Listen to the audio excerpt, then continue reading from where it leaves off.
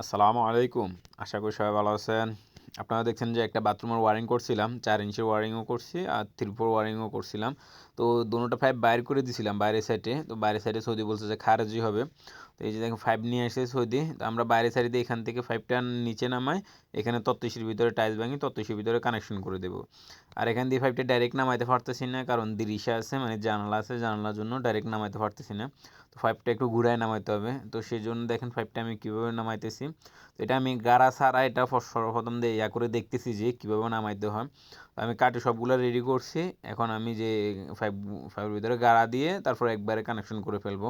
অনেকে আমাকে জিজ্ঞাসা করছেন যে ভাই কাজটা কত রিয়াল দিয়ে নিছেন।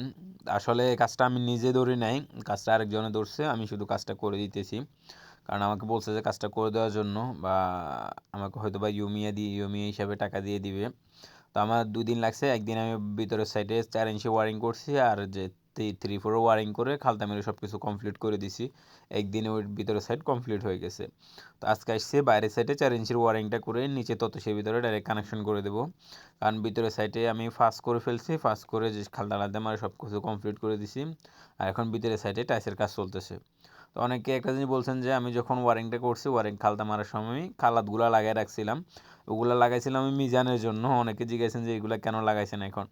আসলে ভাই এগুলা মিটার দিয়ে মিজান করলে প্রায় সময় সোজা থাকে না, হয়তো বা উপর নিচ হয়ে যায়। তো সেই হিসাবে আমি যে মিজান দিয়ে দিয়ে কালারটা দিয়ে লাগাইছি, তাহলে এটা মনে করেন যে একবারে অ্যাকুরেট থাকে।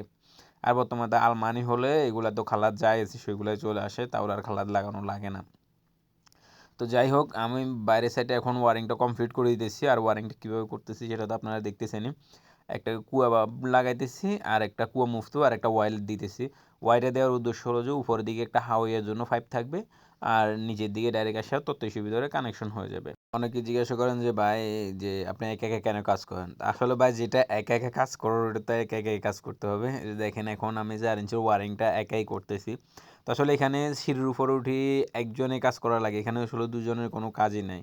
ঠিক আছে, আর যদি যেখানে দুজনের কাজ লাগে সেখানে হয়তো বা দুজনে কাজ করে। যদি হারারি ওয়ারিং করি তাহলে সেখানে 2 জন লাগে। তার আল্লাহর রহমতে আমার ভিতরের সাইডে নিব্রো ওয়ারিং করছি আমি, তাও একাই ওয়ারিং করছি। 4 ইঞ্চি ওয়ারিং, তাও একাই। এগুলো একাই। নিব্রো ওয়ারিং এমনিতে নর্মালি সবাই করতে পারবে, একাই ওয়ারিং করা হয়। হয়তো বা হারারি ওয়ারিং হলে 2 জন লাগে। তো আল্লাহর রহমতে আমার ভিতরের সাইডও কমপ্লিট করে দিয়েছিলাম 4 ইঞ্চি ওয়ারিং। আজকাল আমাদের বাইরের সাইডটাও কমপ্লিট হয়ে যাবে। উপরে তো প্রায় কমপ্লিট হয়ে গেছে, শুধু পাইপ দোনোটা জোড়ানো বাকি আছে। আর মনে করেন যে শুধু মাগারটা লাগানো বাকি আছে। মাগার মানে লো কমেট দিবে ভিতরে। কমেটটা লাগানো বাকি আছে। ইনশাআল্লাহ তাদের দেওয়ালের টাইলস কমপ্লিট হলে ইনশাআল্লাহ কমেটটাও লাগাই দেবো। তো কমেটটা লাগানোর সময় ভিডিও দেবো আপনাদেরকে।